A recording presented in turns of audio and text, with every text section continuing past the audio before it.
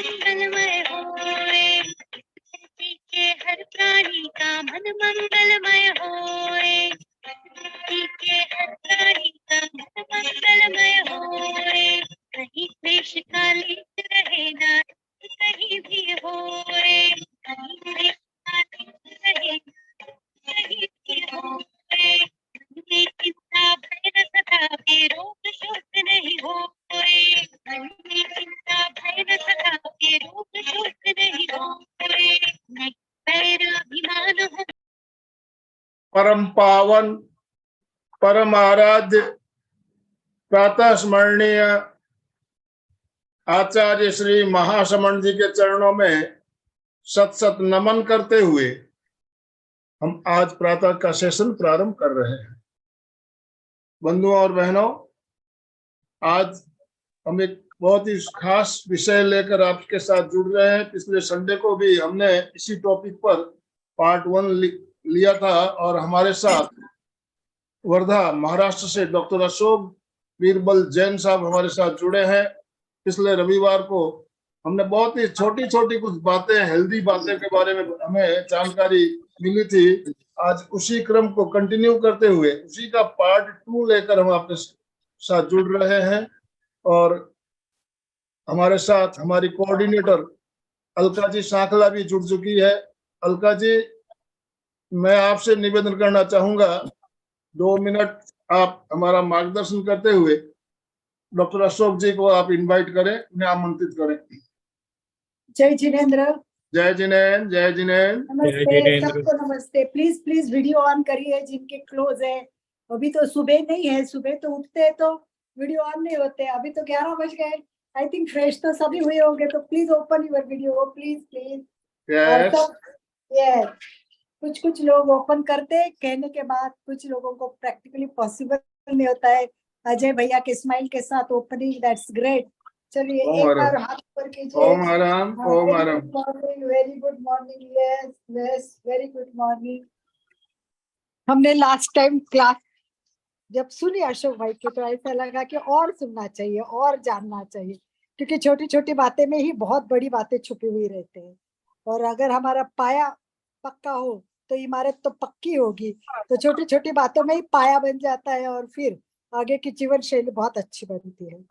सबसे बड़ी बात है अशोक भैया। अशोक, नाम अशोक है। 3 शब्दों की व्याख्या करती हूँ मैं, 3 शब्द उनके बारे में। पहला शब्द है अशोक में पहला शब्द अनेक विषयों का ज्ञान लेते रहते हैं। अनेक विषयों का ज्ञान लेते रहते हैं। दूसरा शब्द है शोक, दुख, दर्द लोगों के कम करने का प्रयत्न करते हैं। शोक, रोग, दुख लोगों का कम करने का प्रयत्न करते हैं। कमाल की बात है, कमाल की बात है, एक डॉक्टर है और दवाई के सिवा अच्छे होने की जीवन शैली सिखाते हैं। नहीं तो डॉक्टर चाहते कि बीमार हो और हम दवाई दे और हमारा बिजनेस चले। तो इतनी उदार माइंडता है, कमाल का व्यक्तित्व है अशोक जी का। केवल अशोक जी नहीं, उनकी वाइफ इनके साथ जुड़ी है। केवल वाइफ नहीं, बेटा, बहू सब इनमें जुड़े हुए हैं। कितनी बड़ी बात है ये। तभी तो बनती है बात जब परिवार का होता है साथ। तभी तो बनती है बात जब परिवार का होता है साथ। और इस तरह अशोक भाई से मैंने थोड़ी सी बात की तो बहुत मजा आया मुझे। मैंने अभी तक डिटेल बात नहीं की है उनसे, पर जो छोटी सी बात से पता चला कि ये छोटी छोटी बातों की ओर कैसे मुड़े। मुझे एक क्यूरियोसिटी थी कि एक डॉक्टर इतना बिजी रहता है, उसको बात करने को भी टाइम नहीं होता है। वो बोलता नहीं मैं बहुत बिजी हूँ। और हम भी जानते हैं भी बहुत पेशेंट होते हैं, बहुत दिमाग में पेशेंट की बातें चलती है, कहाँ वो टाइम मिलेगा उनको। परंतु डॉक्टर ने इस बिजी लाइफ में भी ये सोचा कि मैं पेशेंट को इस तरह ठीक करूंगा कि उसको दवाई की जरूरत ना पड़े। बिना दवाई के इंसान अच्छा कैसे हो सकता है, ये बात बताने की संकल्पना उनके दिमाग में आई। और दूसरी संकल्पना ये, ऐसी जीवन शैली बने कि बीमारी ना पड़े। कितनी 2 बातें अच्छी है इनके जीवन की मुझे जो पता चली कि ऐसी जीवन शैली बनाओ कि आप कभी बीमार ही ना पड़े। तो इस प्रकार उन्होंने सोचा और कुछ लोग देखो निराशावादी होते हैं, कुछ डॉक्टर देखो दवाई के सिवा दूसरी बात ही नहीं करते और उनको विश्वास होता है, दृढ़ श्रद्धा होती है कि भाई दवाई बिना कोई ठीक नहीं हो सकता।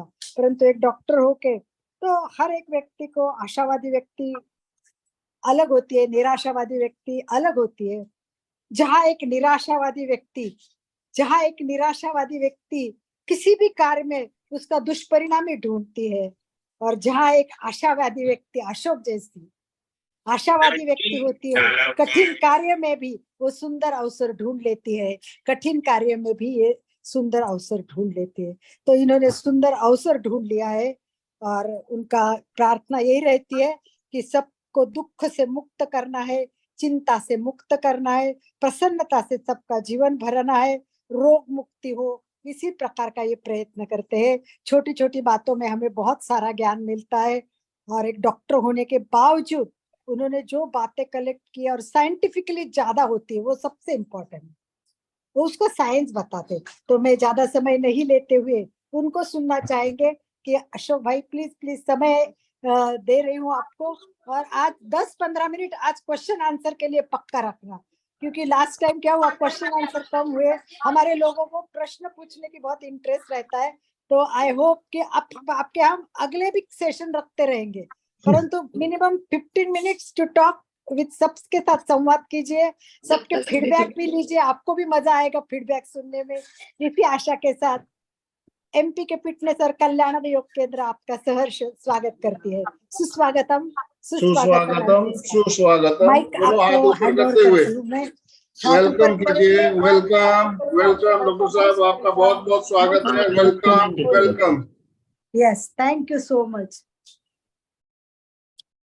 धन्यवाद अलका ताई, आपने बहुत अच्छा इंट्रोडक्शन दिया। मैंने तो आपको पहले ही बताया था कि मैं सब लोगों जैसा एक साधारण मनुष्य हूँ, पर मेरी सिर्फ ये जो मैं बताता हूँ उसके पीछे एक सोच ऐसा है कि पेशेंट बिना दवाई के ठीक हो सकते हैं, ये पेशेंट भी जानते हैं, डॉक्टर भी जानते हैं, और ये सब डॉक्टरों का बताना कर्तव्य है।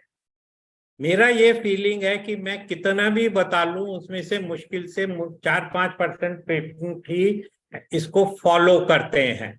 यदि मुझे ये लगता है कि मैंने नहीं बताया तो मैंने मेरे कर्तव्य में गलत काम किया, एंड उसका जो उसका पाप है उसका भागीदार मैं हूँ।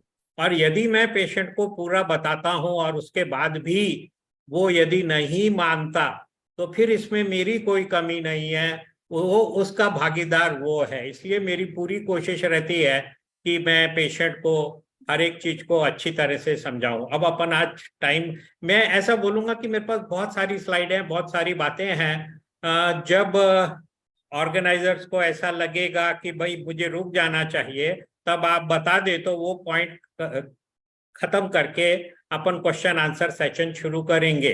बिकॉज जहां मेरे लेक्चर्स होते हैं वहां मेरी कोशिश यही रहती है कि मैं ज्यादा से ज्यादा सिर्फ आधा घंटा बोलूं और बाकी टाइम आधा घंटा या जितना भी टाइम लोगों को चाहिए, क्योंकि उनके मन में जो शंका है यदि उसका उनको जवाब नहीं मिलता तो उनको समाधान नहीं होता, उनको ऐसा लगता नहीं कि एक अच्छा लेक्चर हुआ, वो जिस चीज के लिए आए थे वो तो मिली नहीं। तो इसलिए जब लोगों को लगेगा कि अपने रुक जाना चाहिए तो अपन उसी समय रुक जाएंगे। अभी मैं स्क्रीन शेयर शुरू करता हूं और पहली स्लाइड पे आता हूं। और हम हमेशा खाने की बात करते हैं, हम कार्बोदक की बात करते हैं, पर हम इस चीज की बात नहीं करते कि पानी के बारे में कभी कोई डिस्कस नहीं करता। तो मुझे ऐसा लगता है कि हम आज जल से शुरुआत करेंगे कि जल हमारे शरीर के लिए कितना आवश्यक है। और यदि आप ये देखेंगे, ये स्लाइड में, ये ग्राफिक में मैंने दिखाया है कि 80% हमारी मेंदु, हमारा दिमाग, हमारा ब्रेन, 90% लंग्स, 95% आईज, यानी आईज में 95% जो प्रतिशत है वो वाटर है और 5% सेल्स है। तो उस प्रकार से हमारे शरीर में पानी बहुत ज्यादा है। आप ये देख सकते हैं जो सेंटर में मनुष्य का फिगर है कि 75% हम पानी है। और यदि हम पानी पीने में कंजूसी करें जो कि हमको फ्री में मिलता है, तो वो कंजूसी का नतीजा हजारों लाखों रुपए में खर्चा हो जाता है, क्योंकि हमने फ्री की चीज की तरफ ध्यान नहीं दिया और स्पेशली आजकल वायरल फीवर बहुत चल रहा है, रोज पेपरों में आ रहा है कि एंटीबायोटिक्स का इस्तेमाल नहीं करना चाहिए जब तक आवश्यक ना हो। तो आजकल वायरल फीवर में पानी का बहुत बड़ा, पानी का हमेशा से ही किसी भी बुखार में रोल है, पर वायरल फीवर में तो पानी का रोल बहुत ज्यादा है, क्योंकि पानी पीने से जो हाइड्रेशन बना रहता है तो उससे बुखार कंट्रोल में रहता है।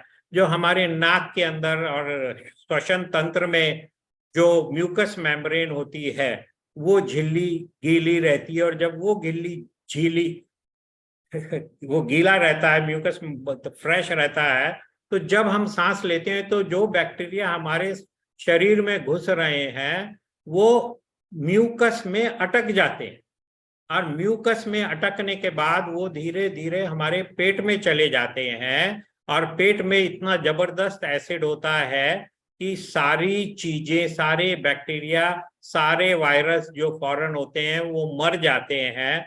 तो इसलिए हमारा म्यूकस, हमारी जो नाक की झिल्ली है, जो श्वसन तंत्र की झिल्ली है, वो गीली रहनी चाहिए।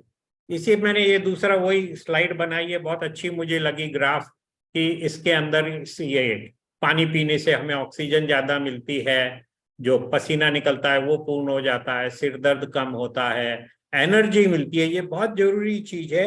मैं दो चीज पानी के बारे में बोलना चाहूंगा कि जब किसी को ये फीलिंग है कि मुझे भूख लग रही है, तो कोई जरूरी नहीं है कि उसको भूख लग रही है, उसके शरीर में यदि पानी कम होगा तो भी उसको भूख लगेगी। तो जब हमको बिना समय के भूख लगती है तो सबसे पहले हमने ये काम करना चाहिए कि हमने 1 गिलास पानी पी के देखना चाहिए। इवन जिन लोगों को मीठा खाने का बहुत शौक है, जब उनको मीठा खाने की बहुत जबरदस्त इच्छा होती है तो मेरा उनको ये सजेशन रहता है कि आप 1 गिलास पानी पिए। पानी पीने से एकदम तुरंत मीठे खाने की वो थोड़ी देर के लिए तो इच्छा कम हो जाती है। अब जो दूसरी चीज है, मैं पहले 3 कॉमन चीजों के ऊपर बात करूंगा जो कि वायरल फीवर कंट्रोल करने में, और कंट्रोल करने से भी ज्यादा हमें आराम पहुंचाने में, रिलीफ पहुंचाने में बहुत मदद करती हैं, और वो है स्टीम इनहलेशन, वाफारा लेना। ये देखिए मैंने लेफ्ट साइड में श्वसन तंत्र बनाया है, तो आप ये देखेंगे नाक से लेके यहाँ तक, ये क्या कहते हैं अपने, ये नाक है, फिर ये लंग्स हैं, हर एक जगह स्टीम इनहेलेशन का फायदा होता है। ये इन सब जगह को मॉइस्ट रखती है। जो चीज स्पाज्म में चले जाती है, छोटी हो जाती है, वो नलिका को बड़ी करती है, जिससे श्वास हम आराम से ले सकते हैं।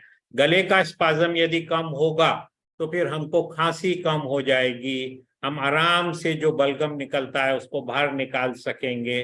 तो इसलिए स्टीम इनहेलेशन दिन में 3-4 बार लेना जरूरी है। कोई जरूरी नहीं है कि हम उसके अंदर बाम डालें, यूकलिप्टस ऑयल डालें, हम उसको साधारण गर्म पानी का भी स्टीम इनहेलेशन कर सकते हैं। और यदि हमें कुछ डालना है तो हम उसके अंदर थोड़ी हल्दी डाल सकते हैं, हम पत्ता गोभी काट के डाल सकते हैं। जिन लोगों की आवाज बैठी हुई है वो यदि स्टीम के अंदर जब पानी बॉईल हो रहा है तो उसके अंदर पत्ता गोभी बारीक काट के डाल दें तो वो देखेंगे कि उनकी आवाज बहुत जल्दी ठीक होने लगती है। अब तीसरी चीज है गार्गलिंग, गरारे करना। किसी को भी बोलो गरारे करना तो उसकी जान के ऊपर आता है कि गरारे करना, अरे यार, पर ये भी बहुत फायदेमंद चीज है। इससे हमारा श्वसन नली साफ होती है, आसानी से सांस लेते हैं। गले में जो दर्द होता है, क्योंकि गले में सूजन होती है, तो ये गले में सूजन कम करती है, उससे दर्द कम होता है। गले में कई बार आप देखते हैं यानी पस इकट्ठा हो जाता है, तो वो जो पस है उसको ये डाइल्यूट करती है और बाहर निकालती है, और उसके अंदर जो बैक्टीरिया है ये उसको भी मारता है गार्गलिंग करने से। अब गार्गलिंग कैसे करना चाहिए? आप साधारण गर्म पानी से थोड़ा सा नमक डाल के गार्गलिंग कर सकते हैं। कुछ लोग उसके अंदर बीटाडीन या मार्केट से खरीदे हुए सॉल्यूशन डालते हैं, पर मेरा ये सजेशन है कि हम उसके अंदर 1 गिलास पानी में 1 चम्मच हल्दी या आधा चम्मच हल्दी और आधा चम्मच सूंठ डालें, उसको अच्छी तरह से बॉईल होने दें और उसके बाद उसको ठंडा होने दें। जब वो गुनगुना रह जाएगा तब हम उससे गार्गल करें। आपको ये जान के आश्चर्य होगा कि दुनिया में सबसे पावरफुल एंटी इंफ्लेमेटरी दवाई जो है वो है हल्दी। It is more powerful than steroids. तो जब हम हल्दी, और दूसरे नंबर पे क्या है, दूसरे नंबर पे है सूंठ, अदरक।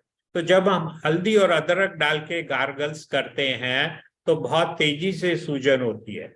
इस बार क्या हो रहा है कि हम ये देख रहे हैं कि पेशेंट को एक एक डेढ़ महीने तक खांसी रहती है। तब एक डेढ़ महीने तक तो मैं ये दवाई भी नहीं रिकमेंड करता। मैं ये भी नहीं बोलता कि आप एंटी एलर्जिक लो या कफ साइरप लो।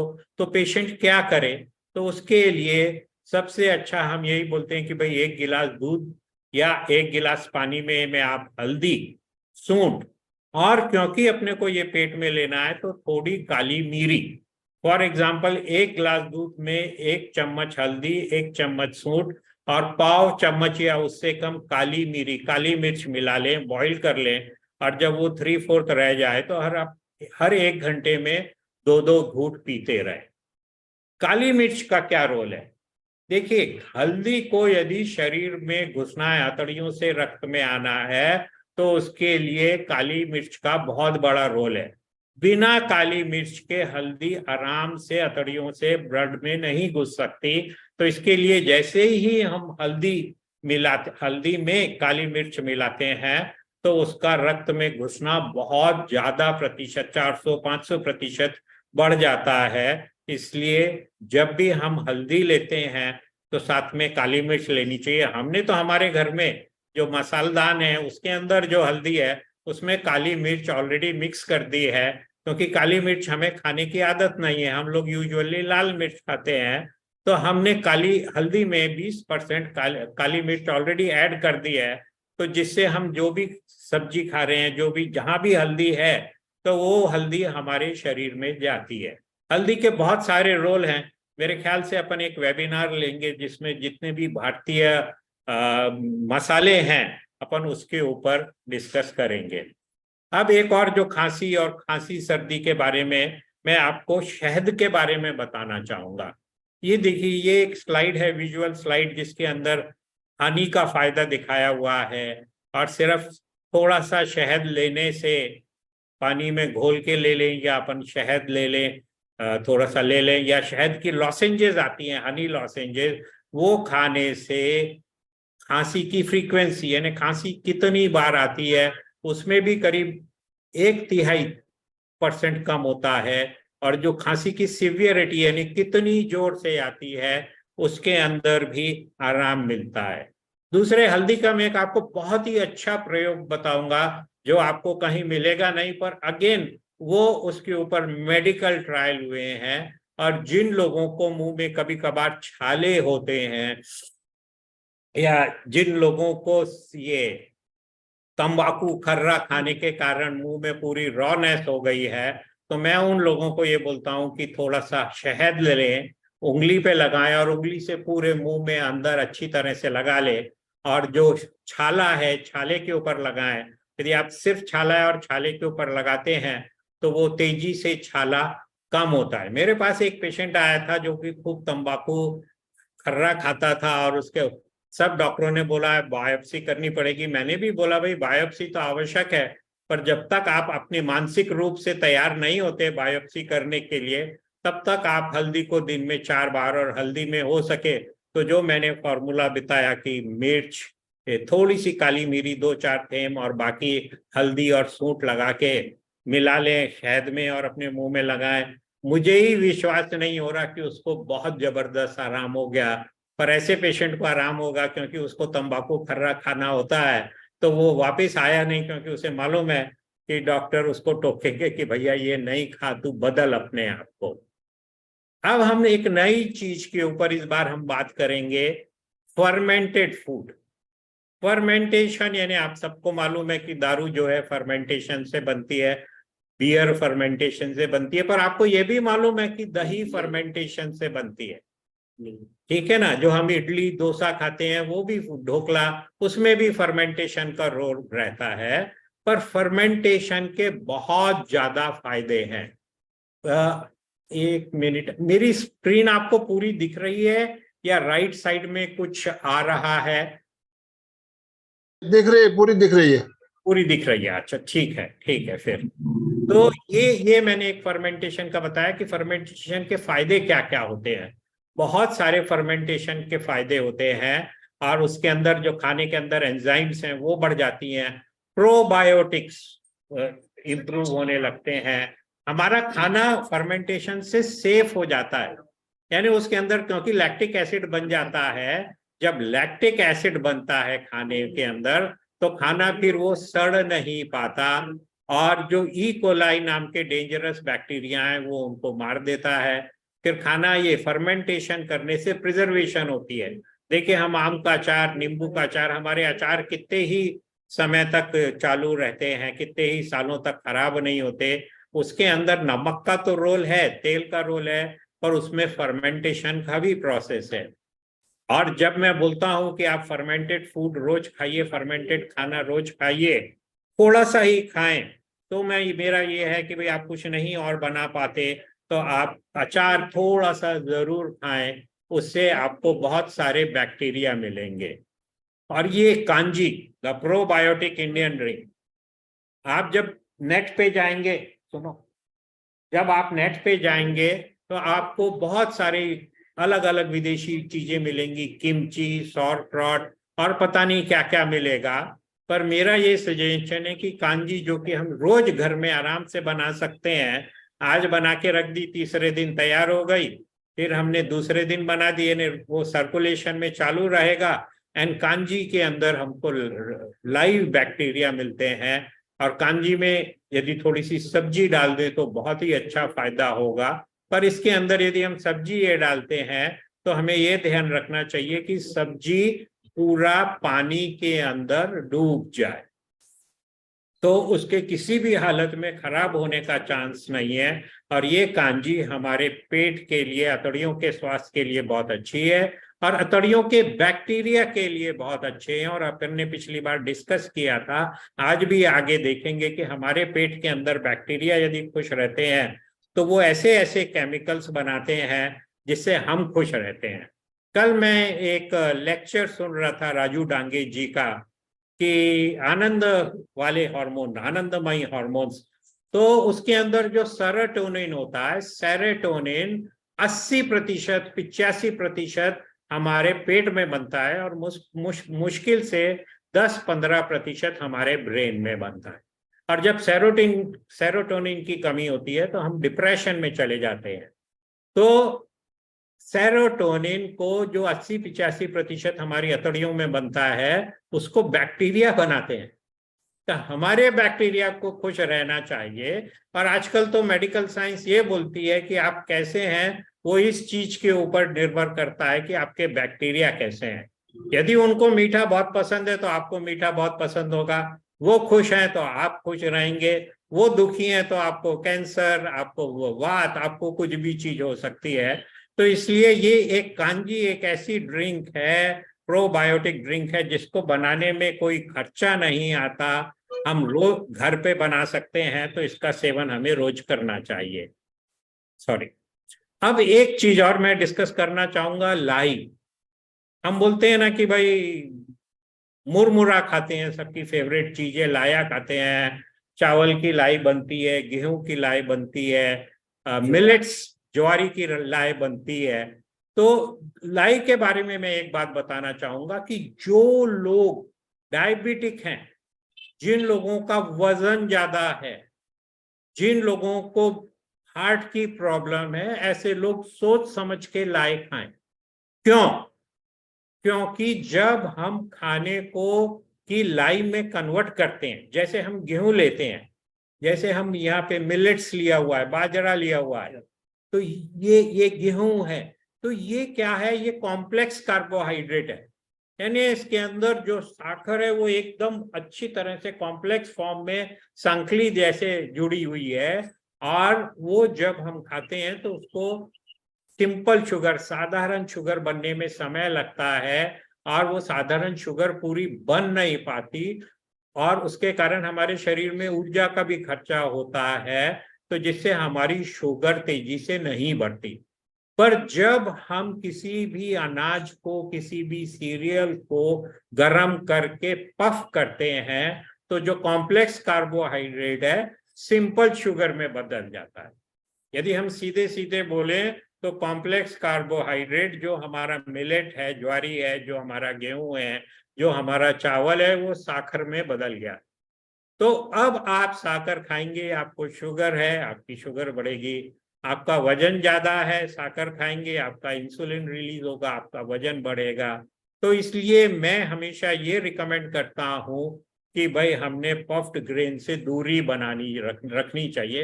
हाँ, आप कभी कभार आपका टेस्ट खाने की इच्छा है तो थोड़ा बहुत भेल खा लें, पर जहां तक हो सके लो, क्योंकि ये बात लोगों को मालूम नहीं है। आप नेट पे ढूंढिए, नेट पे आपको कहीं भी ये लाइयों के या पफ्ड ग्रेन्स के कोई नुकसान नहीं मिलेंगे, सब उसे फायदेमंद ही बताते हैं। और आप फिर थोड़ा सा आगे सर्च कीजिए, आप ये सर्च कीजिए कि जब हम गेहूं को या लाई को ये पफ करते हैं, गर्म करते हैं, तो क्या चीजें होते हैं। तब उन्होंने बताया है कि उसके अंदर माल्टोज बनता है, माल्टोडेक्स्ट्रिन बनती है, यानी ये सारी चीजें शुगर है। इसलिए डायबिटिक पेशेंट स्पेशली, मोटे patient specially, blood pressure heart वाले ये पफ्ड ग्रेन से सावधान रहें। अब हम आते हैं कॉफी, टी एंड चॉकलेट। बच्चे यूजुअली ये सेमिनार देखते नहीं है, उनको इंटरेस्ट नहीं रहता, पर कॉफी, टी और चॉकलेट, स्पेशली चॉकलेट में उन्हें बहुत इंटरेस्ट रहेगा। तो कॉफी आप पी सकते हैं, आपने देखा उसके बहुत सारे फायदे हैं। लीवर अच्छा होता है, डिप्रेशन कम होता है, स्टमक साफ रहता है, वेट लॉस होता है, बहुत सारे फायदे हैं। पर यहाँ एक किंतु परंतु आ जाता है, और वो है कि कॉफी में हम लोग कैसा करते हैं, दूध डाल के पीते हैं। और आजकल जब से फास्ट फूड आ गया है तो हम बरिस्ता जाते हैं, हम कैफे कॉफी डे जाते हैं और वहां बोलते हैं भाई अमेरिकन कॉफी तो हमें पसंद नहीं है, एस्प्रेसो तो पसंद नहीं है, आप ऐसा कीजिए लैटे दे दीजिए, कैप्यूचिनो दे दीजिए। पर आप जानते हैं क्या कि जैसे ही कॉफी में अपन दूध डालते हैं, 1 चम्मच यदि कॉफी में दूध भी डाल दिया 1 कप में, तो उसकी जो फायदे वाली एंटीऑक्सीडेंट एक्टिविटी है 50% से ज्यादा कम हो जाती है। और जब आप कैफे कॉफी डे में या कहीं भी रेस्टोरेंट में जाके आप खूब सारे दूध वाली कॉफी पीते हैं तो आपको कोई भी फायदा नहीं होता, क्योंकि वो कॉफी इतनी कड़वी होती है कि उसके अंदर हम खूब सारी शुगर डाल लेते हैं। तो ये सारी चीजें हम अपने सिर्फ टेस्ट के लिए कर रहे हैं। पर फिर भी आप चाहें तो कॉफी के अंदर सोया मिल्क, सोयाबीन का बना हुआ दूध या कोकोनट का दूध या बादाम का दूध डाल के कॉफी ले सकते हैं। जब ये हम डालते हैं तो इससे कॉफी के जो गुण हैं उनका नुकसान नहीं होता। मैं खुद पर्सनली, क्योंकि मैं वीगन डाइट पे हूँ, तो मैं सोया मिल्क या कोकोनट मिल्क डालता हूँ। और सोया मिल्क और कोकोनट मिल्क तो घर पे आप बहुत ही आसानी से बना सकते हैं। आप YouTube पे देखें, आपको सोया मिल्क, कोकोनट मिल्क या बादाम मिल्क तीनों बनाने का बहुत आसान तरीका मिल जाएगा। सोया मिल्क बनाने में थोड़ा टाइम लगता है, पर कोकोनट और बादाम मिल्क बनाने में तो कोई प्रॉब्लम ही नहीं है। अब सवाल ये आ जाता है कि चाय का, एक ये सवाल है कि टी वर्सेस कॉफी, चाय और कॉफी में क्या बेहतर है। और फिर ये है कि भाई ब्लैक टी लेना, ग्रीन टी लेना, मिल्क टी लेना। बात घूम फिर के ये आती है कि जैसे चाय फायदेमंद, कॉफी फायदेमंद है, चाय भी फायदेमंद है। पर ये ध्यान रखिए, नीचे 2 सेंटेंस जो लिखे हैं आप उसकी तरफ ध्यान रखिए। चाय के अंदर ऐसे केमिकल होते हैं जो लौह तत्व के एब्जॉर्प्शन को, लौह तत्व को हमारे शरीर में जाने से रोकते हैं। तो जिन लोगों को एनीमिया है उन्होंने सोच समझ के चाय पीनी चाहिए। और चाय पीना है तो कम से कम खाने के 1 घंटे तक, अगले घंटे तक चाय ना पिए, क्योंकि खाने में आपने पालक खाया, आपने जो भी कुछ पत्ते वाली भाजी खाई, आपको जो आयरन मिला, आपने लोहे की कढ़ाई में खाना बनाया उसका जो आयरन मिला, उसका जो एब्जॉर्प्शन है वो कम हो जाएगा, क्योंकि आपने 1 घंटे के अंदर चाय पी। तो अपन चाय खाने के थोड़ी देर के बाद पीना चाहिए। अब ब्लैक टी और ग्रीन टी और मिल्क टी का वही जो मैंने कॉफी के बारे में बताया था कि कॉफी के अंदर जैसे नुकसान होता है तो वैसे ही मिल्क टी में यदि हम डेयरी यानी गाय या भैंस का दूध डालेंगे तो हमें फायदा नहीं होगा। हाँ, हम कोकोनट मिल्क या आलमंड मिल्क या सोया मिल्क डाल सकते हैं। अब black T versus green tea दोनों अच्छी हैं, दोनों के अपने अपने फायदे हैं। अब वो कंपैरिजन करने के लिए हम ये बोल सकते हैं इसका टेस्ट तीखा है, इसका हल्का है, इसका रंग हरा है, उसका काला है, इसके अंदर कैफीन थोड़ी ज्यादा है, इसके अंदर थोड़ी कम है, पर जो बेसिकली हेल्थ बेनिफिट्स हैं दोनों के बराबर हैं। तो यदि आप ब्लैक टी पीते हैं बिना शुगर के, बिना दूध के, या ग्रीन टी पीते हैं बिना शहद के, बिना शुगर और दूध के, तो आप बहुत अच्छा काम कर रहे हैं, वो आपने लेनी चाहिए। इसके अंदर हमें बहुत सारे एंटीऑक्सीडेंट केमिकल्स मिलते हैं जिससे हमारे शरीर को फायदा होता है। अब हम आते हैं चॉकलेट के ऊपर। बच्चों का प्रिय, इनफैक्ट मेरा भी बहुत प्रिय है, पर प्रॉब्लम ये है चॉकलेट के साथ, चॉकलेट के अंदर कितना चॉकलेट है और कितना दूध है, इस बात के ऊपर सब कुछ निर्भर करता है। यहाँ नीले रंग में मैंने बताया हुआ है कि चॉकलेट के बहुत सारे फायदे हैं, पर आगे अपन स्पेशल फायदे भी देखेंगे। पर ये जो चॉकलेट है, आपको देखा है कि व्हाइट चॉकलेट, इसमें सिर्फ 20% चॉकलेट रहती है, मिल्क चॉकलेट इसमें 25% है, डार्क परसेंट में 50% से ज्यादा है। और जो कच्ची चॉकलेट होती है जिसको काकाओ बोलते हैं, वो 100% चॉकलेट है। और 100% यदि आपको चॉकलेट खाना है तो मार्केट में काकाओ निब्स मिलते हैं, यानी चॉकलेट के फल के छोटे छोटे टुकड़े मिलते हैं, खाने में कड़वे होते हैं पर बहुत ज्यादा फायदेमंद होते हैं। और यदि आपको चॉकलेट खाना है तो आपकी कोशिश ये होनी चाहिए कि 80% डार्क चॉकलेट खाएं। अमूल की भी आती है, फॉरेन कंपनी की भी आती है, अमूल की चॉकलेट रीजनेबली प्राइस्ड है, अपन अफोर्ड कर सकते हैं। बट प्रॉब्लम सिर्फ यही है क्योंकि उसमें 80% चॉकलेट है तो उसमें साकर शुगर का प्रमाण कम है और वो खाने में इतनी टेस्टी नहीं लगती। पर इट इज रिकमेंडेड, मैं ये रिकमेंड करूंगा कि आप डार्क चॉकलेट 80% घर में लाकर रखें, और सब लोग खाने के बाद जो मीठा खाने की कोशिश करते हैं उसकी जगह आप डार्क चॉकलेट खाएं, उसके बहुत ज्यादा फायदे। यहाँ मैंने कुछ स्पेशल फायदे मैं बता रहा हूँ डार्क चॉकलेट के, कि एक तो ये हमारे शरीर में गुड बैक्टीरिया, अच्छे जो बैक्टीरिया हैं उनको प्रमोट करती है। और अभी मैंने थोड़ी देर पहले ही बताया कांजी के समय कि जैसा हमारे बैक्टीरिया रहेंगे वैसे हम रहेंगे, हमारे बैक्टीरिया स्वस्थ रहेंगे तो हम स्वस्थ रहेंगे, वो खुश रहेंगे तो हम खुश रहेंगे। अब ये जो दूसरी चीज है, यहाँ एक वर्ड है एंटी एंजियोजेनिक। इसका मतलब क्या? एंटी यानी विपरीत, विरुद्ध, एंजियोजेनिक, एंजियो यानी खून की नली। तो कैंसर में क्या होता है, देखिए ये जैसे एक कैंसर का ट्यूमर है छोटा सा, और इसमें थोड़ी सी एक दो छोटी छोटी खून की नली है, पर जैसे जैसे कैंसर बड़ा होते जाता है उसमें खून की नलियां बढ़ती जाती है। तो डार्क चॉकलेट क्या करता है, खून की नलियों को बढ़ने नहीं देता, और जब ट्यूमर को, कैंसर को रक्त का प्रवाह नहीं मिलेगा तो वो मरने लगता है। तो ये देखिए कि ये एक छोटा सा कैंसर था, वो बड़ा होने लगा और यहाँ उसको खूब सारा रक्त का प्रवाह मिलने लगा। जब हम डार्क चॉकलेट खाते हैं तो उससे उसका खून का प्रवाह कम होता है। एक डॉक्टर विलियम ली है अमेरिका में, उन्होंने इसके ऊपर बहुत ज्यादा रिसर्च की है, और जब उनसे पूछा गया कि यदि आपको एक रेगिस्तान में छोड़ दिया जाए तो आप क्या क्या चीज पसंद करेंगे, तो उन्होंने जो खाने चुने थे उसमें से उनका एक खाना था कि भैया मेरे को डार्क चॉकलेट तो वहां जरूर लगेगी क्योंकि उससे मेरा शरीर बहुत अच्छा स्वस्थ रहेगा। अब हम एक स्पेशल और फायदा देखते हैं, स्टेम सेल्स।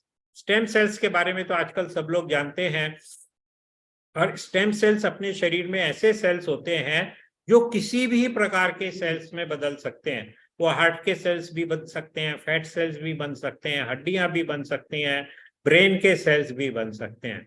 तो ये जो डार्क चॉकलेट है ये हमारे स्टेम सेल्स को प्रिजर्व करती है, क्योंकि जैसे जैसे हमारी उम्र बढ़ती है हमारे शरीर में स्टेम सेल्स कम होने लगते हैं। अब चौथी चीजें, हम डीएनए और जीन्स की बात करते हैं, तो जीन्स खराब होने से, डीएनए को रिपेयर करने के लिए, क्योंकि हमको जो रेडिएशन मिलती है, हम जो धूप में घूमते हैं, हम जो खाने के थ्रू जहर खाते हैं, यानी इंसेक्टिसाइड, पेस्टिसाइड, इन सब चीजों के कारण, धूप के कारण हमारे डीएनए में डैमेज होता है। और जो डार्क चॉकलेट है वो डीएनए रिपेयर करने में मदद करती है, हमारे डीएनए को मदद करती है, अच्छा रखती है। तो इसलिए डार्क चॉकलेट खाना स्वास्थ्य के लिए बहुत अच्छा है। तो पर ये ध्यान रखें 80% से ज्यादा, और जो भी आप डार्क चॉकलेट खरीदते हैं तो उसके अंदर लिखा रहता है कि इसके अंदर कितने प्रतिशत डार्क चॉकलेट है। और आप एक चॉकलेट का एक टुकड़ा, 1 इंच का टुकड़ा भी रोज एक बार खा लेते हैं तो वो आपके लिए काफी है। अब दूसरा जो एक और कॉमन क्वेश्चन है वो है प्रोटीन्स के बारे में। जब हम डाइट के बारे में चर्चा करेंगे तो हम प्रोटीन्स की चर्चा करेंगे, पर आजकल एक और चीज पे बहुत रिसर्च हो रही है जिसे हम बोलते हैं लॉन्जिविटी। लॉन्जिविटी का मतलब है हम कितने साल तक जिएंगे। जब आयुर्वेद बना था तब भी हमारे ऋषि मुनियों की यही कोशिश थी कि हम अमर हो जाएं, तो वो तो नहीं हो पाया। पर आजकल एलोपैथी भी इसी रिसर्च में भिड़ी हुई है कि हम हमारी उम्र को कैसे बढ़ाएं। और सवाल उम्र बढ़ाने का नहीं है, there are 2 things, health span and life span. Health span का मतलब है हम कितने लंबे समय तक हेल्दी हैं, और लाइफ स्पैन का मतलब है कि हमारी उम्र कितनी ज्यादा है। तो हमें क्या चाहिए, हमें हेल्थ स्पैन भी लंबा चाहिए और लाइफ स्पैन भी लंबा चाहिए। तो यहाँ प्रोटीन्स का बहुत बड़ा रोल है। ये देखा गया, यदि आपको मालूम है क्या कि बॉडी बिल्डर्स की कितनी लाइफ होती है? कोई चैट बॉक्स में लिख सकता है कि बॉडी बिल्डर्स की एवरेज लाइफ कितनी रहती है? मैं बता देता हूं आपको, समय नहीं वेस्ट करेंगे। बॉडी बिल्डर्स की एवरेज लाइफ 48 ईयर्स है। 50 साल के पहले ही उनकी मृत्यु हो जाती है। और क्यों होती है? Good, somebody has written 40, very good, it is 48 years average। And क्यों है? क्योंकि वो बहुत ज्यादा प्रोटीन खाते हैं। तो अब इसके अंदर और रिसर्च किया गया। डॉक्टर डेविड सिंक्लेयर वो कुछ महीने पहले इंडिया आए थे और इंडिया टुडे कॉन्क्लेव में उन्होंने बात की थी।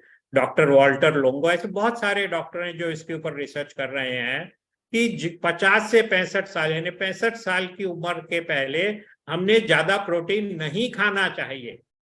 वो नवयुवक जो जिम जाते हैं और जिम में सेहत बनाने के चक्कर में खूब प्रोटीन खाते हैं, वे प्रोटीन खाते हैं, नॉनवेज वाले कितने कितने अंडे और कितने चिकन रोज खाते हैं, सावधान हो जाएं। यदि आपने अपनी बॉडी बनाई और आपको 48 साल की उम्र में ही, 50 साल की उम्र में ही ऊपर जाना है तो क्या फायदा? आप जितना टाइम जिम में दे रहे हैं उससे ज्यादा टाइम आप दूसरों की मदद करने में दें, आपको बहुत ज्यादा फायदा होगा। मानसिक शांति रहेगी, उम्र बढ़ेगी और भी बहुत सारे शरीर में बीमारियां नहीं होंगी। सो ये देखा गया है कि 65 साल के पहले लोगों ने यदि कम प्रोटीन खाया, यदि हम बोलते हैं कि 1 ग्राम चाहिए तो 0.8 खाएंगे या 0.7 ग्राम खाएंगे, थोड़ा सा कम, बहुत ज्यादा कम नहीं, तो ओवरऑल मृत्यु की दर भी कम होगी, कैंसर से भी कम होगा, डायबिटीज से मृत्यु भी कम होगी। और उसका कारण ये बोला जाता है कि प्रोटीन खाने से IGF, insulin like growth factor बढ़ता है, और ये इंसुलिन लाइक ग्रोथ फैक्टर हमारे जल्दी बूढ़ा होने में, हमारे जल्दी मृत्यु के उसमें मदद करती है। और जब हम 66 साल के बाद चले जाते हैं तो हमने थोड़ा सा प्रोटीन बढ़ा देना चाहिए। यदि हम यहाँ कम वो खाते हैं प्रोटीन तो देखिए हमारी मृत्यु दर भी बढ़ती है, कैंसर की दर भी वो होती है। तो इसलिए हमें ध्यान रखना चाहिए। अब दूसरा ये सवाल आता है, अक्सर जिम वाले बच्चे ये जरूर पूछते हैं कि एनिमल प्रोटीन खाना चाहिए या प्लांट प्रोटीन खाना चाहिए, क्योंकि ऐसा बोला जाता है, आप नेट पे देखेंगे कि animal protein is first class protein, उसमें सारे एसेंशियल अमाइनो एसिड्स होते हैं, प्लांट प्रोटीन में अमाइनो एसिड्स कम होते हैं, और फिर हमें बहुत तरह तरह के प्लांट प्रोटीन खाने चाहिए। सही बात है कि एनिमल प्रोटीन में सारे एसेंशियल एक जगह मिल जाते हैं, पर प्लांट प्रोटीन में यदि हम दालें और चावल यानी गेहूं और ये क्या कहते हैं सब्जियां और बीन्स फलियां खा रहे हैं, तो हमको सारे प्रोटीन्स, अलग अलग तरह की दाल खा रहे हैं तो सारे एसेंशियल अमाइनो एसिड्स मिल जाते हैं और वो आपकी मसल्स बनाने में उतनी ही मदद करते हैं। एक निमाय डेलगाडो अर्जेंटीना का बॉडी बिल्डर है। आप यदि उसकी फोटो देखेंगे तो आप देखते ही रह जाएंगे। उसने विश्व में जितने भी बॉडी बिल्डिंग के प्रयोग हुए हैं, जितने भी कंपटीशन हुए हैं, सब में उसने अव्वल नंबर पे, 1 नंबर पे रहा है। और वो शुरू से शाकाहारी है, क्योंकि उसकी जो माँ बाप थे वो हरे राम हरे कृष्णा इस्कॉन मूवमेंट से जुड़े हुए थे।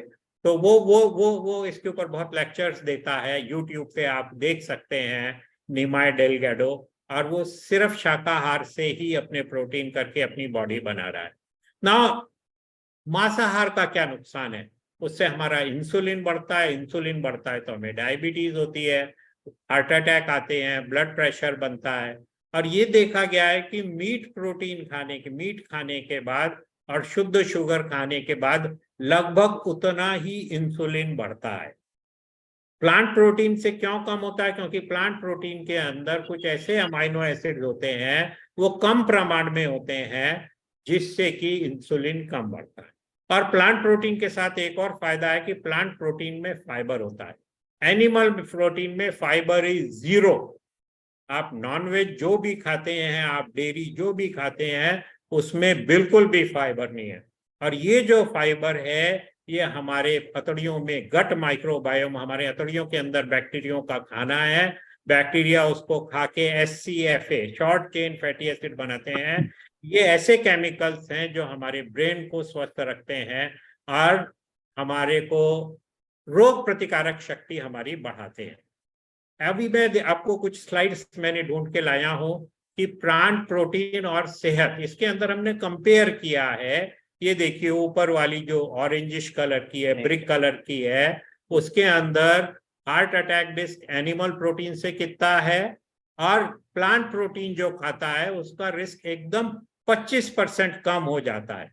और ये देखिए इसमें करीब करीब 70,000 पेशेंट को स्टडी किया गया और 22 साल तक फॉलो किया गया। जापान में ये स्टडी हुई थी कि प्लांट प्रोटीन खाने से, अब कई लोग बोलेंगे कि भाई जैन लोग तो फिर एनिमल्स बिल्कुल भी नहीं खाते, फिर भी उनको हार्ट अटैक बहुत होता है, जल्दी हार्ट अटैक आता है, पर वो दूध बहुत लेते हैं, वो घी बहुत लेते हैं। तो बहुत सारे फैक्टर हैं, पर सिर्फ यदि प्रोटीन को देखा जाए तो प्लांट प्रोटीन बहुत ज्यादा फायदेमंद है। अब हम यहाँ पे हमने स्ट्रोक, यहाँ ब्रेन दिखाया है, पैरालिसिस के रिस्क को रखा है। तो जो शुद्ध शाकाहारी हैं और दालों से और सब्जियों से प्रोटीन लेते हैं, उनको 27%, 1/4 से ज्यादा चांसेस कम है कि उनको पैरालिसिस का अटैक आएगा। अब हम नीचे यहाँ देखते हैं मॉर्टेलिटी, यानी ओवरऑल मॉर्टेलिटी का मतलब है टोटल मृत्यु दर किसी भी कारण से। तब यहाँ पे कैंसर भी हो जाएगा, अटैक भी हो जाएगा, पैरालिसिस भी हो जाएगा, सब कुछ आ जाएगा, इन्फेक्शन भी आ जाएगा। पर उसमें भी शाकाहारी लोगों में 12% कम है।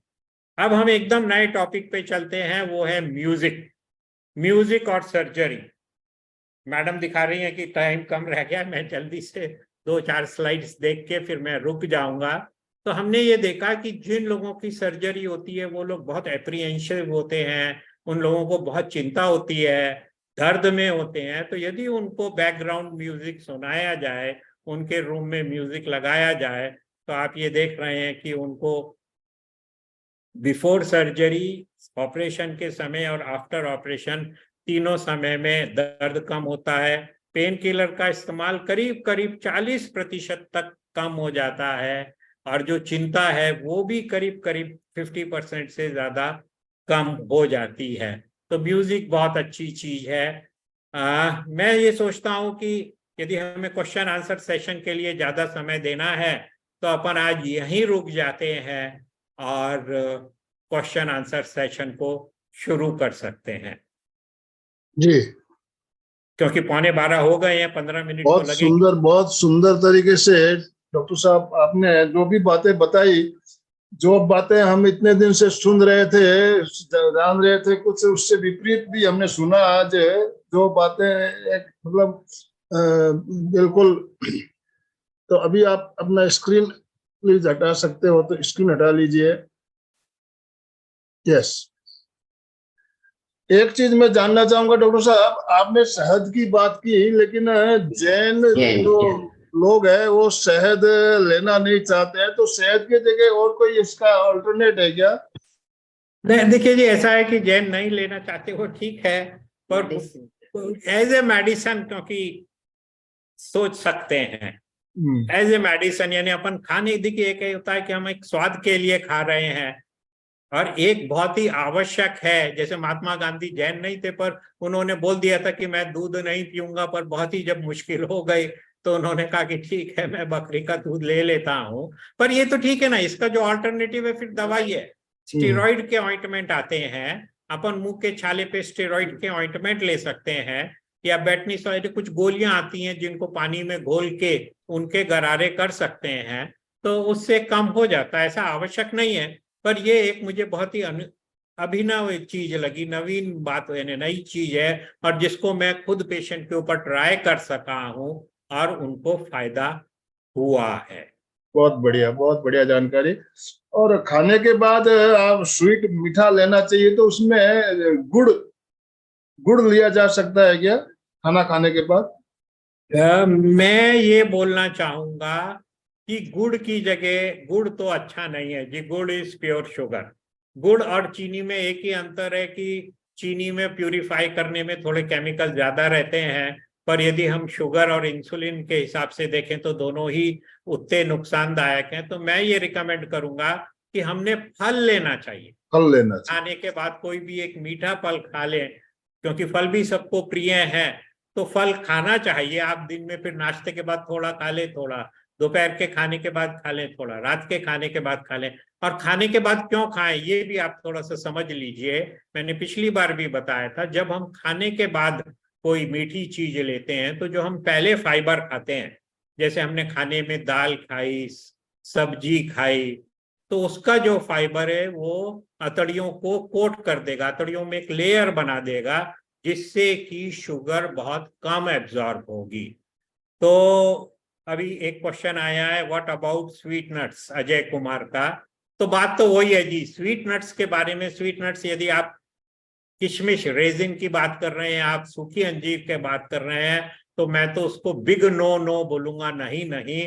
क्योंकि जब फल सूखता है तो उसको, उसमें शुगर बढ़ जाती है, कॉन्सेंट्रेट हो जाती है शुगर, और कई बार उसको सुखाने के लिए उसमें एक्स्ट्रा शुगर ऐड की जाती है, उसमें फ्रक्टोज की मात्रा भी बढ़ जाती है। और पिछले वेबिनार में अपन ने डिस्कस किया था कि ये नहीं होना चाहिए। देखिए क्वेश्चन आ रहे तो मैं थोड़ा डिस्टर्ब हो जाता हूँ। तो भारती अग्रवाल का बड़ा अच्छा सवाल आया है कि मैं शुगर एडिक्ट हूँ, और जब मुझे समय पे शुगर नहीं मिलती तो मुझे चक्कर आने लगते हैं। ये चीज मैंने भी अनुभव की हुई है। मुझे बहुत पसंद है मीठा। मीठा तो, और यदि मीठा नहीं मिले तो उसका अल्टरनेटिव रहता है कि कार्बोहाइड्रेट्स खा लें। पर प्रॉब्लम यही आती है कि फिर इंसुलिन रेजिस्टेंस, वजन तेजी से बढ़ने लगता है। तो भारती जी, आपके लिए सबसे पहला सॉल्यूशन तो ये रहेगा कि आप ये पहले, सबसे पहले एक गिलास पानी पी लें, और उसके बाद भी आपकी स्वीट खाने की इच्छा हो रही है तो आप उसके बाद पहले थोड़ा सा सलाद खा लें, और उसके बाद फिर कोई मीठा फ्रूट खा लें। पर और दूसरे, इसका एक और भी है कि आप 3 हफ्ते तक बिल्कुल भी शुगर नहीं खाइए, कुछ भी मीठा नहीं खाइए, आपको वो चक्कर आएंगे। आप चाहें तो चक्कर की गोली ले लीजिए, आप चाहें तो आराम कर लीजिए, गोली नहीं लेना, पानी पीजिए। पर आप ये देखेंगे 3 हफ्ते के बाद बहुत कम इच्छा रह जाएगी। और दूसरा यही है कि जो मीठे का सब्स्टिट्यूट है वो मैं फ्रूट्स ही रिकमेंड करूंगा, क्योंकि फ्रूट्स में एक तो फाइबर बहुत होते हैं, इसलिए बहुत कम शुगर एब्जॉर्ब होती है। दूसरे फ्रूट्स में फाइटोकेमिकल्स होते हैं, वो भी शुगर का एब्जॉर्प्शन कम करते हैं। तीसरे, फ्रूट से, फाइटोकेमिकल से हमें बहुत तरह के विटामिन मिनरल्स मिलते हैं। तो मेरी प्रेफरेंस तो ये रहेगी कि हमने फ्रूट्स लेना चाहिए। अच्छा। किसी ने एक सवाल किया है कि फ्रूट के डाइजेशन को 20 मिनट लगते हैं और खाने को 3 घंटे, उससे क्या फर्क पड़ता है जी? इससे कोई फर्क नहीं पड़ता। जब हम पानी पीते हैं, हम जूस पीते हैं, यदि फ्रूट जूस, तो वो तो 2 मिनट में ही पूरा एब्जॉर्ब हो जाता है। तो पर उससे नुकसान होता है। फ्रूट्स को 30 मिनट लगते हैं, पर यदि वो 30 मिनट ज्यादा भी लगेंगे, उसके अंदर कितना फाइबर है और आप उसे कैसे खा रहे हैं। पिछली बार एक सवाल पूछा था कि भाई फ्रूट्स खाने के साथ नहीं खाने चाहिए। मैं तो बोलता हूँ कि फ्रूट्स खाने के बाद ही खाइए, तो वो 30 मिनट में नहीं डाइजेस्ट होंगे, ज्यादा लंबा समय लेंगे। और जब ज्यादा लंबा समय लेंगे तो उसके अंदर के जो शुगर है वो धीरे धीरे, फ्रक्टोज जो है वो धीरे धीरे रिलीज होगी, और वो जितना धीरे रिलीज होगी हमारे शरीर के लिए अच्छा है। और वो धीरे डाइजेस्ट होंगे कि तो उसके अंदर ये क्या कहते हैं, विटामिन और मिनरल फाइटोकेमिकल से उनका एब्जॉर्प्शन कम नहीं होगा। अभी रश्मि अग्रवाल ने एक बोला है कि फ्रूट्स पेट में सड़ने लगते हैं, बिल्कुल गलत बात है जी। इसको तो अब बहुत आसानी से प्रयोग किया जा सकता है। फ्रूट कभी पेट में नहीं सड़ते। पेट के अंदर एसिडिक पीएच है, पीएच 1 से 1.5 के बीच में है। उसमें यदि हम अपनी उंगली डालेंगे तो जल जाएगी। इसीलिए जब किसी को बहुत जोर की उल्टी होती है, जिसमें पेट का एसिड बाहर आता है, तो उसको पूरे खाने की नली के अंदर अल्सर हो जाते हैं, उससे बहुत जलन होती है, उसे खाना खाने में भी तकलीफ हो सकती है। तो जो बैक्टीरिया हैं, जो सड़न पैदा करने वाले बैक्टीरिया हैं, वो पेट में जिंदा ही नहीं रहते। देखिए, ऐसा होता है कि भारत में क्या, विश्व में बहुत सारी पैथी हैं, एलोपैथी, आयुर्वेदा, यूनानी, रेकी। मैं हर एक चीज को फॉलो करता हूँ, मैं हर एक चीज की डीप स्टडी की है। अब हर एक जो पैथी है, सबका अपना अलग अलग सिस्टम है। तो नेचुरोपैथी वाले, वो बहुत ज्यादा उनका विश्वास रहता है कि फ्रूट अकेले ही खाना चाहिए, फ्रूट जूस बहुत ज्यादा हमने पीना चाहिए, फ्रूट खाने से तो जूस पीना अच्छा है। मैं आपको एक प्रयोग बताता हूँ, आप भी कर सकते हैं, बस थोड़ा सा खर्चा होगा। आप अपनी सोनोग्राफी करा लें, उसके बाद अगले अगले 1-1.5 महीने तक 4 ग्लास फ्रूट जूस जरूर पिए।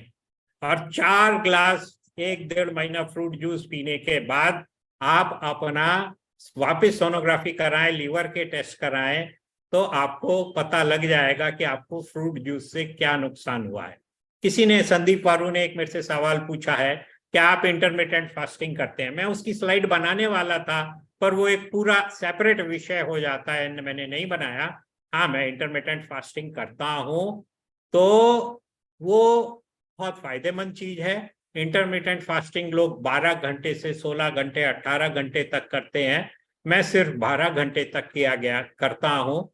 और डॉक्टर वॉल्टर लॉन्गो हैं, उन्होंने इसके ऊपर बहुत रिसर्च की है, और उन्होंने ये देखा है कि जब हम 12 घंटे से ज्यादा इंटरमिटेंट फास्टिंग करते हैं, तो हमें गॉल ब्लैडर में, पित्ताशय में पथरी होने के चांसेस ज्यादा रहते हैं। इसलिए मैं 12 घंटे की इंटरमिटेंट फास्टिंग करता हूँ, और वो बड़ा आसान है। रात का खाना मैं 6:45 के पहले ले लेता हूँ। सुबह उठ के फिर मुझे 6:45 तक कुछ खाने की आवश्यकता रहती नहीं। यदि सुबह मुझे भूख लगती है तो 1 गिलास पानी में 2 चम्मच नींबू निचोड़ के, 2 चम्मच नींबू, थोड़ा सा नमक डाल के वो पानी मैं साथ में पी लेता हूँ। So intermittent fasting is very good. समय परमिट करेगा, अपने को, आप लोगों को इंटरेस्ट रहेगा तो अपन जरूर उसके ऊपर एक वेबिनार करेंगे। किसी और ने, ये हील पेन के बारे में एक क्वेरी आई है।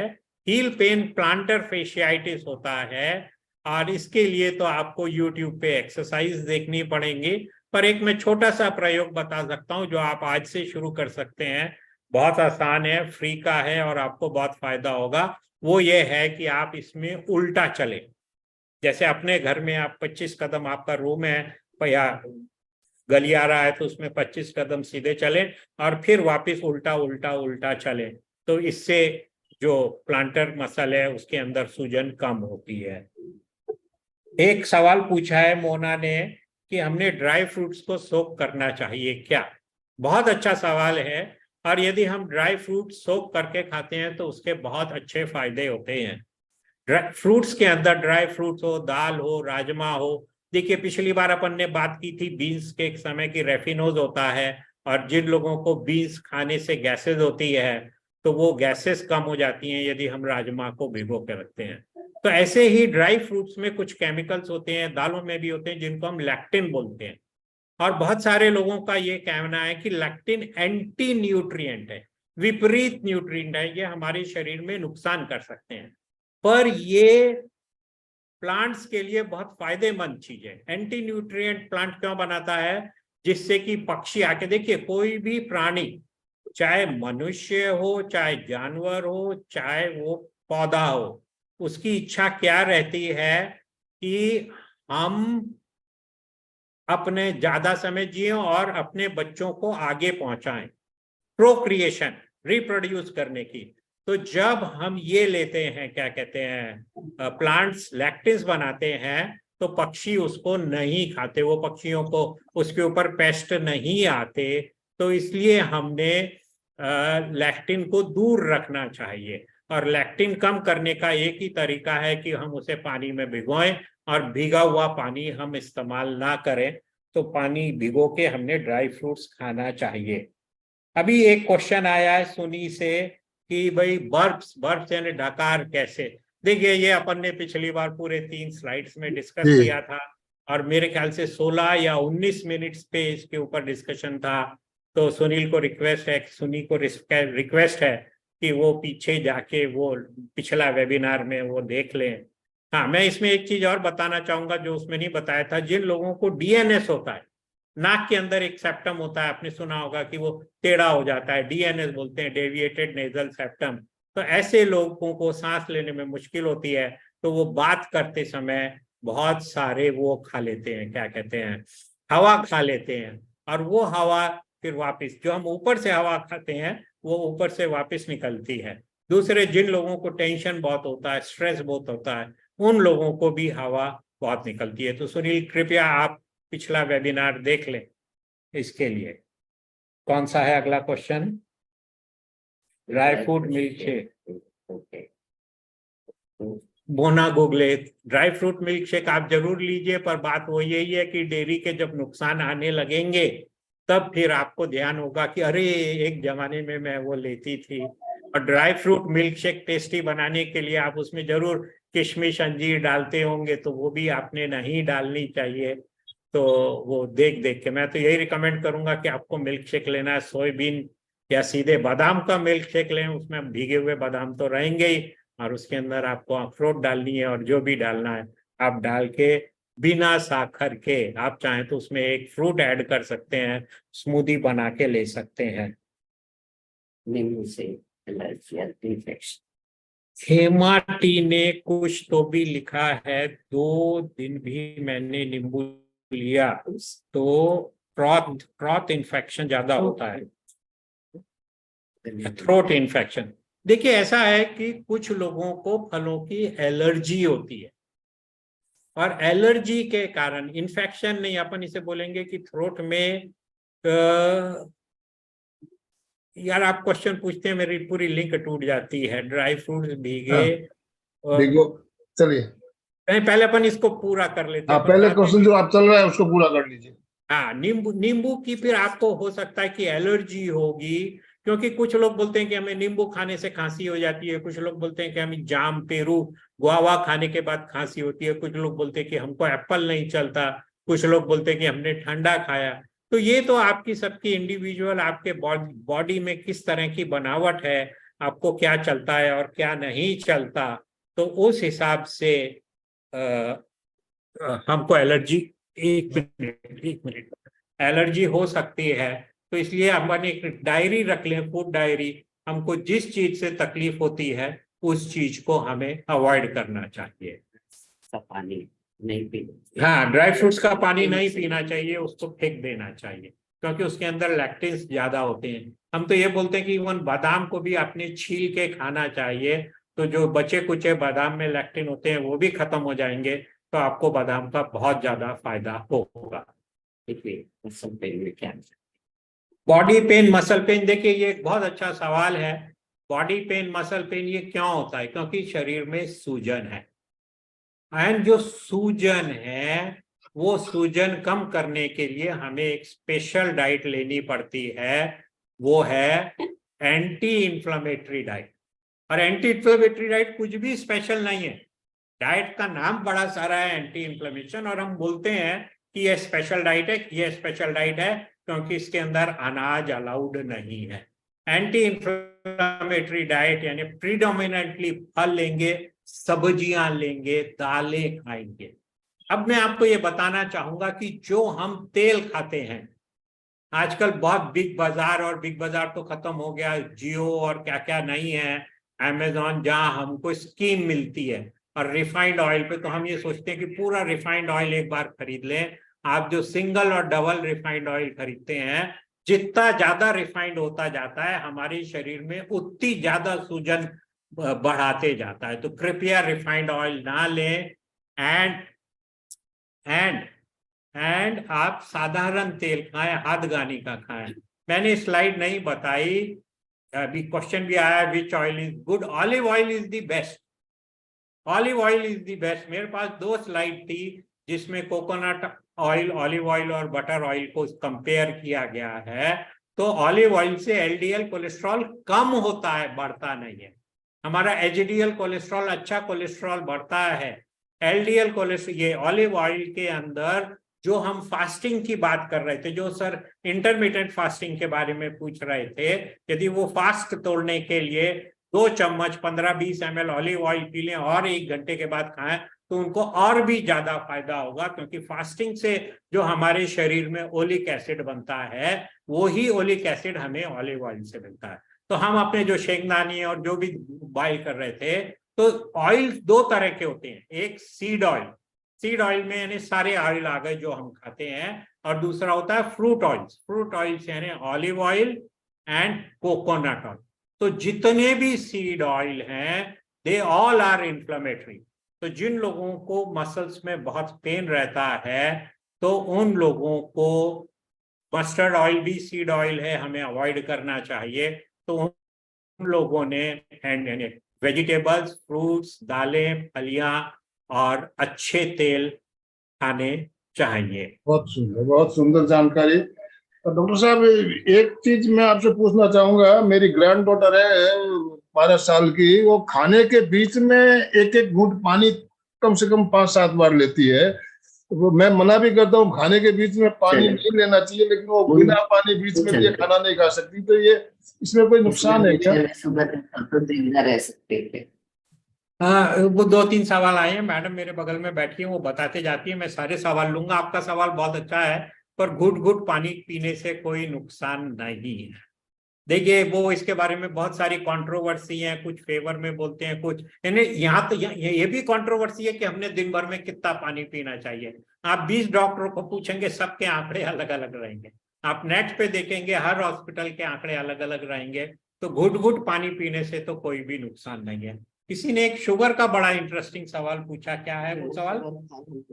बिना शुगर खाए हम जिंदा रह सकते हैं क्या?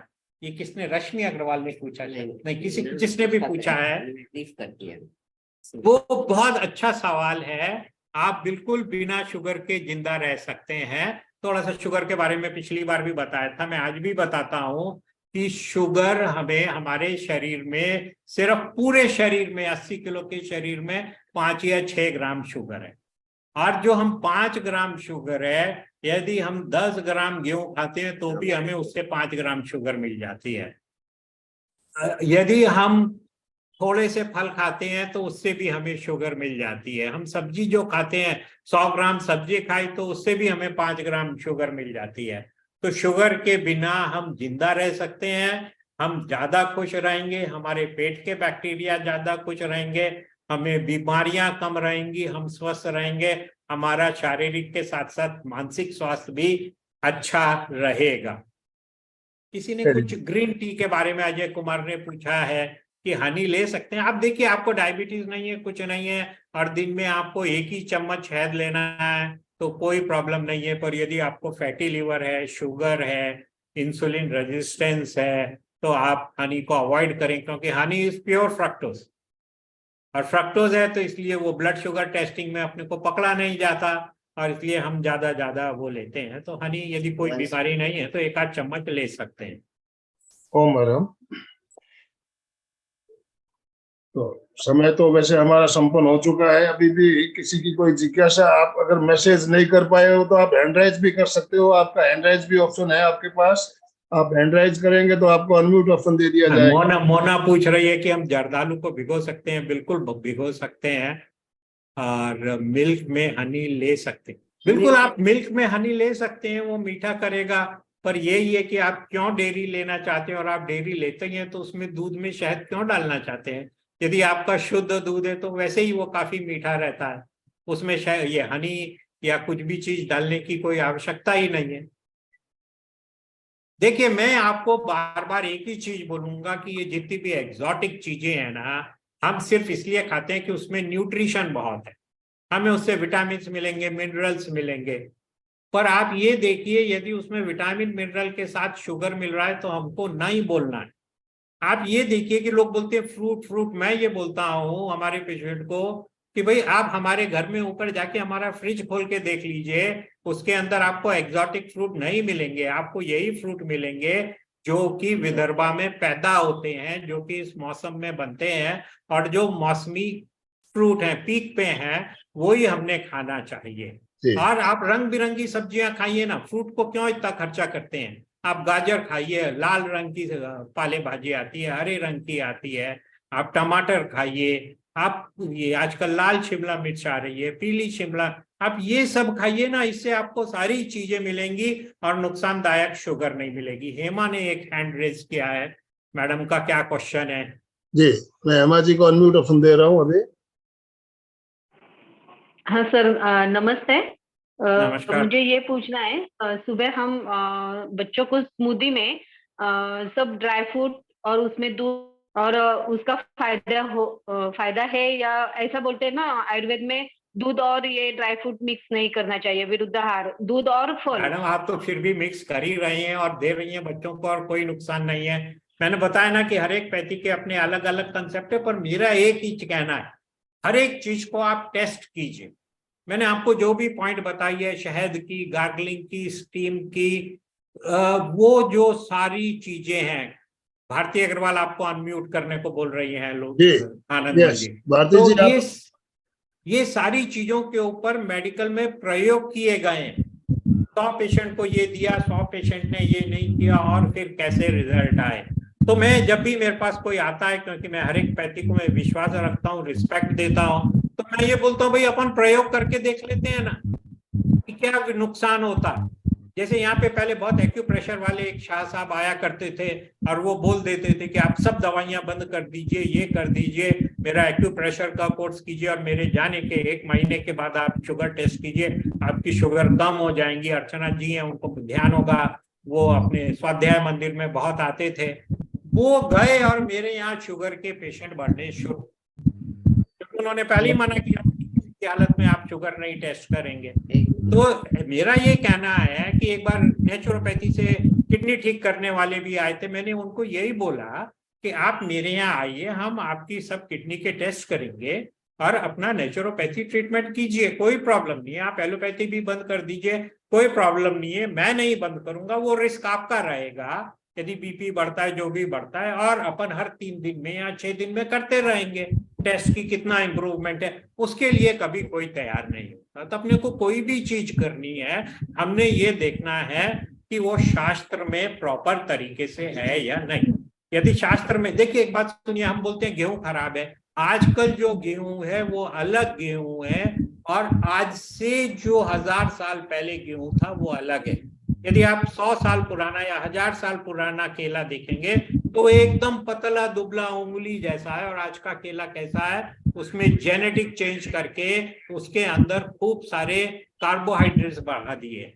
तो उस हिसाब से जो आयुर्वेद में जो भी कुछ लिखा है, आयुर्वेद कब हुआ, यजुर्वेद कब हुआ, 5000 10,000 साल पहले।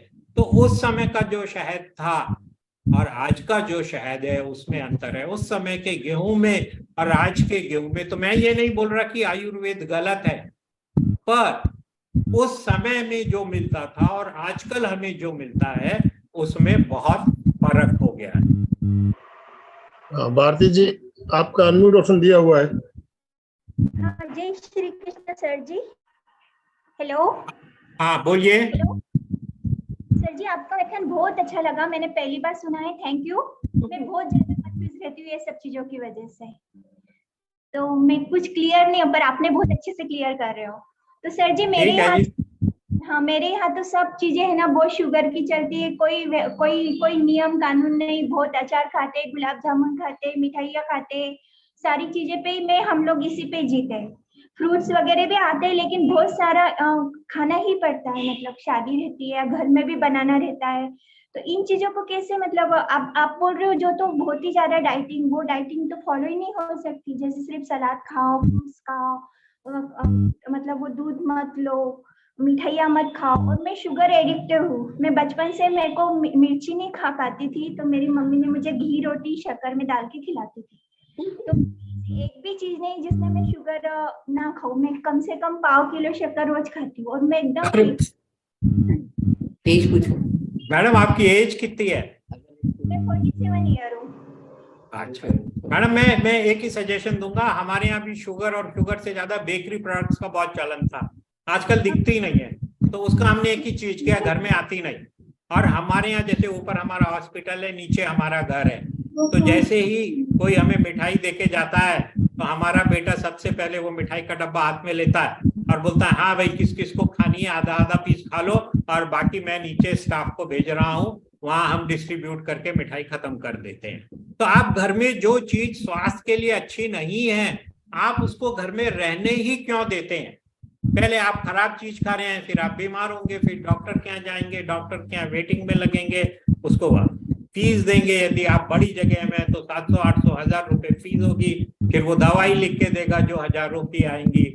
मुझे तो ये बात बिल्कुल पटती नहीं। देखिए हम हमारे घर में, मैं सबको बोलता हूँ, हमारे यहाँ शुगर आती है, पर वो शुगर हमारे लिए नहीं है, वो शुगर हमारे यहाँ जो मेड सर्वेंट जो काम करती हैं उनको ये सारी बात नहीं पड़ती, तो उनकी चाय के लिए। हमारे यहाँ गेहूं आता है, पर हम हमारा जो अमृत आटा है जिसके अंदर सोयाबीन, काला राजमा, काला चना, उड़द, मूंग, हम उसका आटा खाते हैं, उसकी चपाती खाते हैं। पर जो हमारी मेड सर्वेंट है वो बाकायदा शरबती गेहूं की, तो उसको चपाती मिलती है। तो जो चीज अच्छी नहीं है हमने उसको फॉलो नहीं करना चाहिए। शुरू में मुश्किल होती है, घर में रेजिस्टेंस होता है, पर धीरे धीरे जब लोगों को फायदा होता है तो वो रेजिस्टेंस कम हो जाता है। और शादी वगैरह में भी जाते हैं, बाहर भी खाना अरे वो आपका कहना सही है, मेरे को भी शादियों में जाना पड़ता है। मुझे 11 तारीख को जाना ही है, नागपुर के पास एक रिसोर्ट में शादी है। मैं वहां बहुत पक्का हूँ कि भैया मेरे को जो खाना है मैं वही खाऊंगा, दूध नहीं लेता तो नहीं लूंगा, फ्रूट्स ले लूंगा, थोड़े सलाद ले लूंगा, और उस हिसाब से। तो और वो बात दूसरी है कि कभी कभार आपने हफ्ते महीने भर नहीं खाया और एक बार शादी में खा लिया तो ठीक है, कोई प्रॉब्लम नहीं है। जी सर, थैंक यू। सर जी एक और क्वेश्चन है, वो दीक्षित सर जी का प्लान है कि 2 टाइम खाओ और 5 किलोमीटर चलो, शुगर बॉडी वेट के लिए और इंसुलिन के लिए, शुगर के लिए। देखिए पैदल घूमना बहुत अच्छी बात है। कहा है कि बाकी चीज में कुछ भी नहीं खाना है, एक चीज भी मुंह में नहीं लेना है, सिर्फ 2 टाइम खाना खाना है। ये एक दीक्षित डाइट है, डॉक्टर दीक्षित हैं उनकी डाइट है, और ये डॉक्टर दीक्षित की भी ओरिजिनल डाइट है नहीं है। नागपुर में एक बहुत बड़े पॉलिटिशियन हुए थे, क्या नाम था, श्रीकांत जिचकर, वो डॉक्टर थे, उन्होंने ये डाइट बनाई थी। तो ये डाइट अच्छी है, it is just like intermittent fasting, यानी अपन जब भी कुछ मुंह में डालते हैं तो उससे इंसुलिन होता है। मैंने आज इंसुलिन रेजिस्टेंस क्यों होता है, मीठे खाने से इंसुलिन रेजिस्टेंस, वजन क्यों बढ़ता है, शुगर क्यों होती है, कार्बोहाइड्रेट से, वो भी स्लाइड बनाई थी। पर क्या है, समय अपने पास सिर्फ 45 मिनट का है, तो इसलिए बहुत मैं सुंदर जानकारी हम आगे भी कंटिन्यू करेंगे, इसी कड़ी को आगे भी कंटिन्यू करेंगे आज का सेशन। अब एक्सक्यूज मी, मैं 1 मिनट लेना चाहूंगा आनंदमल जी, कि अपन एक काम करें कि सब पहले अपने सवाल भेज दें, तो अपन फिर सवाल जवाबों का ही सेशन ले लेंगे। उस दिन मैं लेक्चर नहीं दूंगा, जितने भी लोगों के जो भी सवाल जवाब हैं अपन वो सवाल जवाब फॉलो कर लेंगे। जी जी, बहुत बढ़िया आइडिया है आपका, बहुत बढ़िया। तो अभी समापन की ओर चलेंगे। डॉक्टर साहब, एक फास्टिंग जो हम बोलते हैं लंघन, आयुर्वेद में तो इसका बहुत ज्यादा महत्व बताया गया है। आज भी कई भाई बहनों के जिज्ञासा भी आई फास्टिंग के ऊपर एक सेशन, केवल जो फास्टिंग भी अलग अलग है। देखिए जैनों के अंदर जो फास्टिंग बताया जाता है उसमें तो बिल्कुल 36 घंटे तक कुछ नहीं खाया जाता है। आज शाम को सूर्यास्त से पहले खाया, रात को नहीं खाएंगे, कल पूरा दिन नहीं खाएंगे, फिर 12 घंटा रात, तो 36 घंटे का फास्टिंग होता है। तो वो फास्टिंग 36 घंटे का फास्टिंग हमारे लिए फायदेमंद है क्या? और जो आप 16 घंटे की फास्टिंग की बात करते हैं जिसमें, और कुछ फास्टिंग होते हैं उसमें है फ्रूट खाया जाता है केवल।